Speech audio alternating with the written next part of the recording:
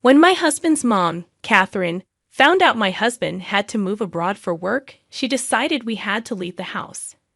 We had nowhere to go, so I took my 2-year-old daughter to the park, feeling lost and unsure of what to do. Suddenly, police officers surrounded me, asking me to go to the station. It was raining hard, and I was shivering from the cold as I followed them. At the station, I was surprised to see someone unexpected waiting for me. Her name was Emma, and she told me she's turning 35 this year. Emma shared her story, how she met her husband, Bob, at work, and they got married after dating for a year. They had a daughter named Lily, and they lived with Bob's mom, Catherine.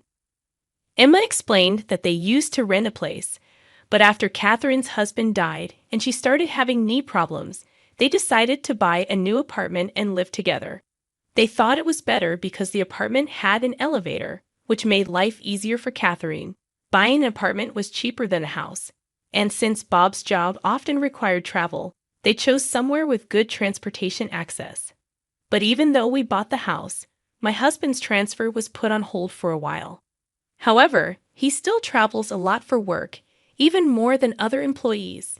He goes on business trips about once a week to different states. With a 2-year-old daughter, it's really stressful for me when he's away. At first, my mother-in-law, Catherine, was helpful, but now she doesn't help with taking care of our daughter at all. In fact, she makes more work for me. She leaves her dishes dirty and cooking utensils unwashed, which adds to my workload.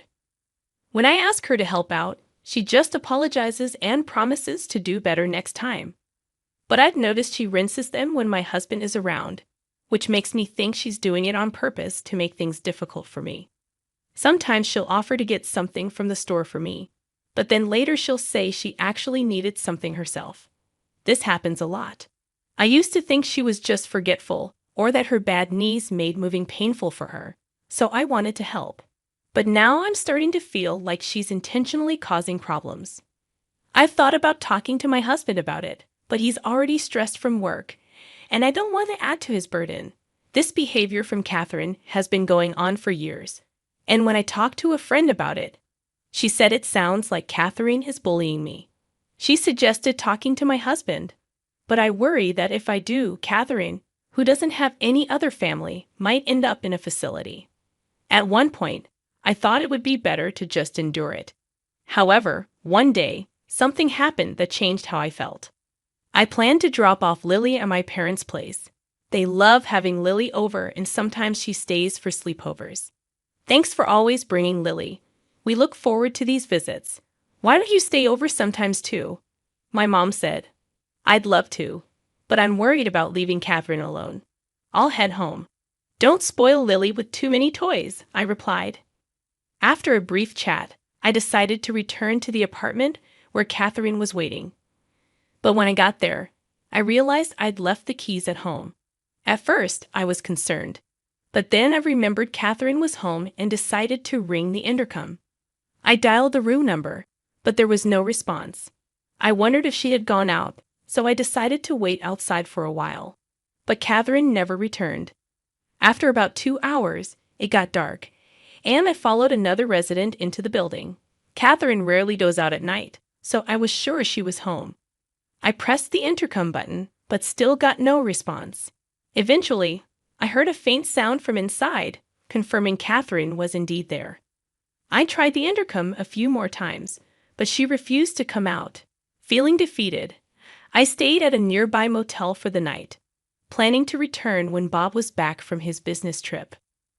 When I told Bob what happened, he was upset on my behalf, but Catherine just said, "Oh, maybe I didn't hear because of my hearing. I'm getting old, you know," trying to hide her smirk. Relieved to be back inside, I grabbed my keys and went to pick up Lily from my parents' house. After discussing the situation with them, they said, "Sounds like she's giving you a hard time. If it becomes too much, you're always welcome back here."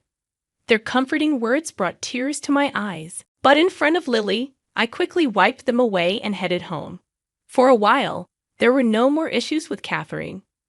Then, out of the blue, Bob's international transfer got finalized. A permanent move, not just a business trip. Yeah, we finally bought a place, and now this international assignment. What do you think? Bob asked. I couldn't answer Bob's question immediately. Considering the potential stress for Lily, I decided it would be best for the two of us to stay in the US. Soon after the decision, Bob had to leave for Europe. Although he was concerned about us, he seemed too swamped with work to give it much thought. So the life of me, Lily, and Catherine was about to begin. However, as expected, living with Catherine turned sour the moment Bob left for Europe. Her attitude changed dramatically. That day, a storm was approaching, and it was dangerous to venture outside. Yet Catherine dropped a bombshell on me. Now that Bob's gone, wouldn't it be better if you and Lily move out? She said. Excuse me? What do you mean? I asked, shocked. Just what I said. I'll take over from here. I just feel I can't relax with strangers in the house. I'd appreciate it if you could leave right now, Catherine replied. I was in complete disbelief at Catherine's audacity. It's true that Catherine and I aren't related, but I've always tried my best to make our cohabitation comfortable. At the very least, I've always treated her as family. However, to Catherine, it seems we were just an afterthought. I was considering gathering my things and heading back to my parents' place when she told me, instead of dilly-dallying, why don't you just get out? Before I knew it, dressed as we were, Lily and I were thrown out of our own home. No matter how much I banged on the door, Catherine wouldn't come out. Lost and confused, I carried Lily through the pouring rain to a nearby park. There was a roof there, which I thought might offer some shelter from the rain. Ideally, I would have checked into a motel or returned to my parents' place, but I'd left both my wallet and phone inside the house. I felt helpless and sat in the park, trying to figure out our next move. I'm not sure how much time passed in the torrential downpour. Overwhelmed by fatigue and cold, I began to doze off.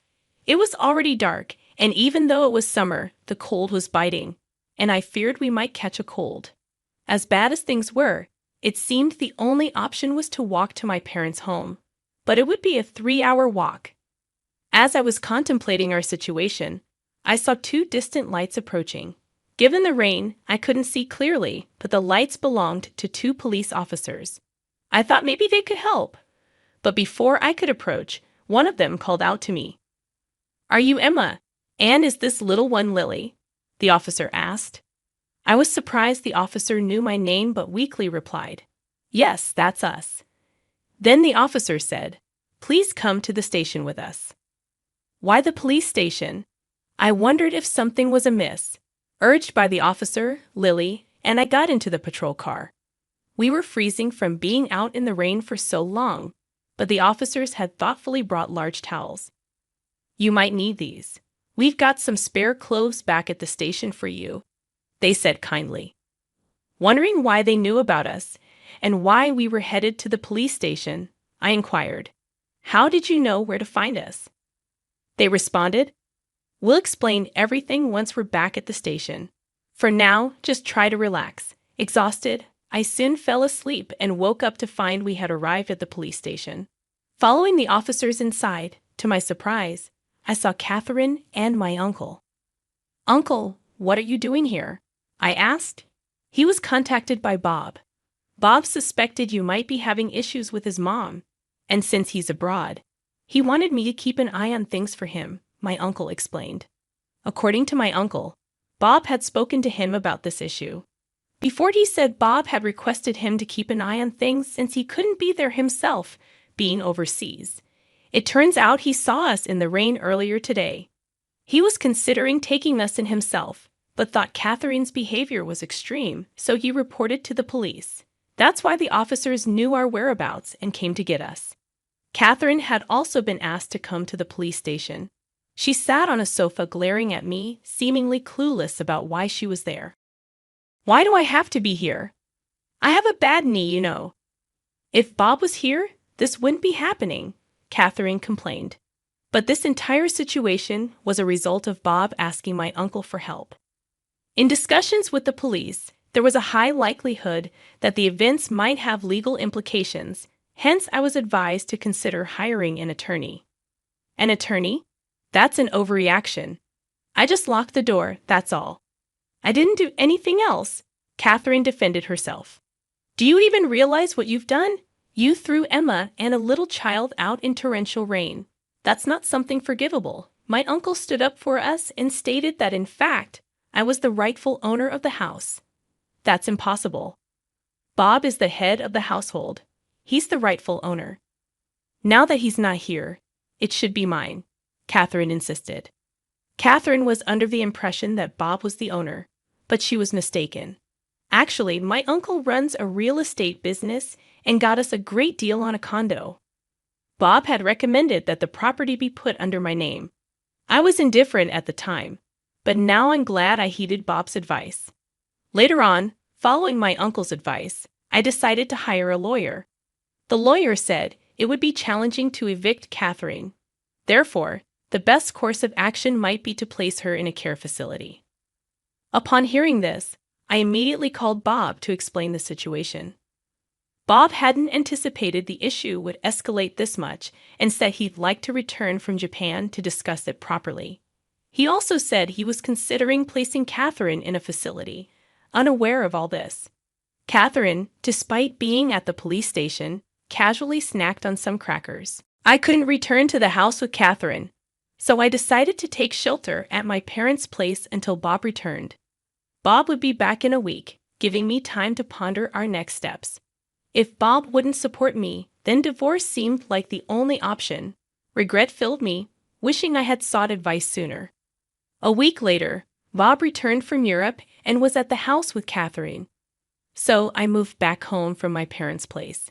Given the urgency of his return, Bob had to go back to Europe soon. He could only stay in Japan for a few days, so we needed to discuss our next moves. I've heard some things from Emma's uncle. Is all of that true? Bob asked. It's all lies. I haven't done anything. Emma's plotting something to evict me. Catherine stubbornly refused to admit any wrongdoing. She even claimed I was scheming against her. Bob, who should have been on my side, seemed to want to consider Catherine's perspective. I get it. So, do you have any evidence to prove Emma's plotting something? Evidence? Of course not, Catherine insisted. Emma, do you have any evidence? Bob turned to me. To be honest, I've been so busy with work, I haven't been able to keep an eye on things. I'm not sure who to believe, I admitted. I handed Bob something I had with me. What's this? He asked. I gave Bob a voice recorder I had been using. It contained recordings of Catherine, who not only evicted me, but also often berated me. When Bob played it, he heard Catherine's voice saying things like, "Such a worthless wife. I wonder why he even married you." Hearing this, Catherine quickly began to defend herself. This is taken out of context. Everyone has their moments, right? I was just frustrated at that time. But it was just this once, even as Catherine claimed this, a barrage of recorded verbal abuses played from the voice recorder. There were countless instances, and even some which weren't captured on the device. Bob's hand holding the voice recorder trembled with tension and anger. Meanwhile, Catherine looked guilt-ridden. "Mom, what is this about?" Bob asked, but Catherine remained silent. "If you won't answer, then I assume this is all true. If so, I need to protect Emma and Lily. You understand that, right?" Bob said. I had never seen Bob angry in all the years we've been together. Catherine, probably seeing this side of Bob for the first time too, looked frightened and shrunk back, unable to say a word. Afterward, there were several discussions until Bob's return to Europe. I asserted that I could no longer live with Catherine, considering Lily's presence and not wanting a repeat of this event. Bob seemed to share my sentiment, leaning towards placing Catherine in a care facility. However, Catherine strongly opposed the idea, complicating the discussions. Regardless, I've decided to sell the house. "So, you can't stay here anymore. If you don't want the facility, you'll need to find another place," I told Catherine. "How dare you decide this on your own? I won't allow you to sell the house." Catherine resisted the idea of selling the house, but it was a tough request to accommodate.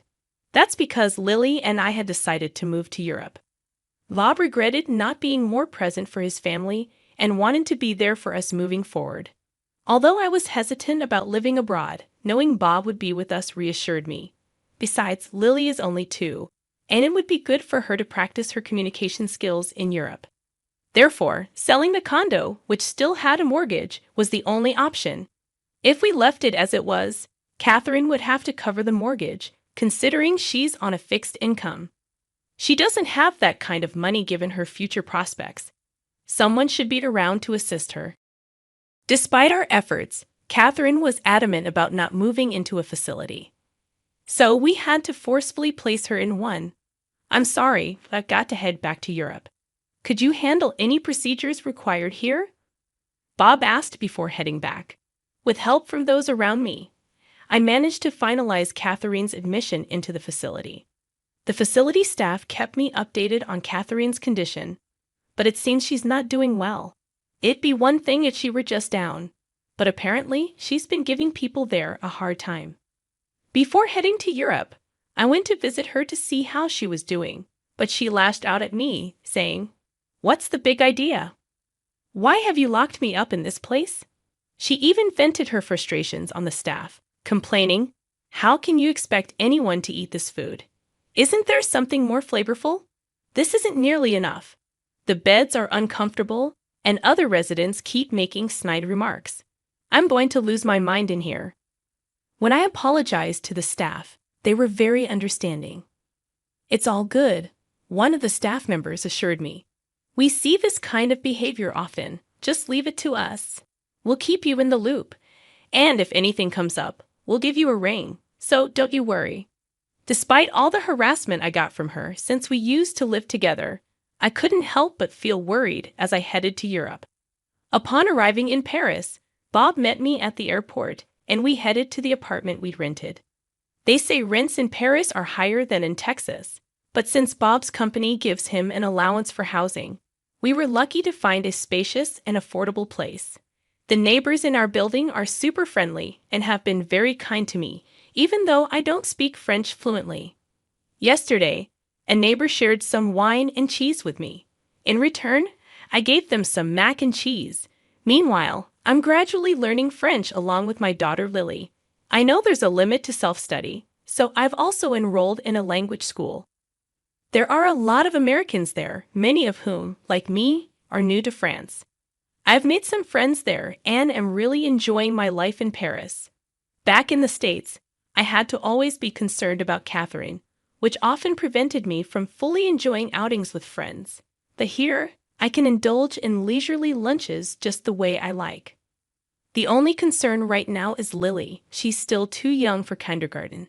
Kids here usually start kindergarten the year they turn 5, so I hope she picks up enough French by then. Fortunately, Lily seems to be catching on pretty quickly. I'm thinking of getting a job once Lily starts preschool. Bob says he's okay with me staying at home, but living in Paris has made me want to explore more opportunities. Seeing how ambitious and confident people are here has ignited something within me. I've become friends with a waitress at a nearby cafe, and she hinted there might be a job for me there. That cafe isn't only popular among the American community, many of their customers are also learning English. There might be challenges ahead, but since coming to France, Bob and I have been communicating much better. I feel more confident in expressing my feelings, and I believe no matter what happens, we'll face it as a family. Right now, I feel happier than I've ever been in my life.